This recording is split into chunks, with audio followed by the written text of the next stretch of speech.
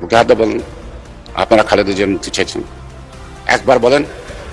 অবিলম্বে কাল বিলম্ব না করে বেগম খালেদা জিয়াকে মুক্তি দিতে হবে।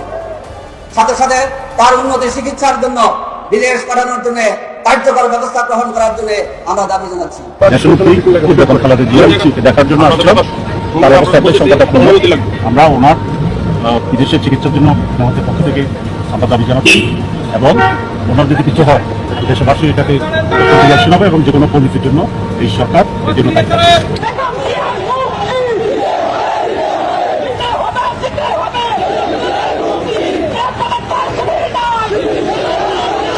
আমরা একটি সুন্দর বাংলাদেশের স্বপ্ন দেখি, বাংলাদেশের নেত্রী খালেদা জিয়াকে জেলে থাকতে হবে না।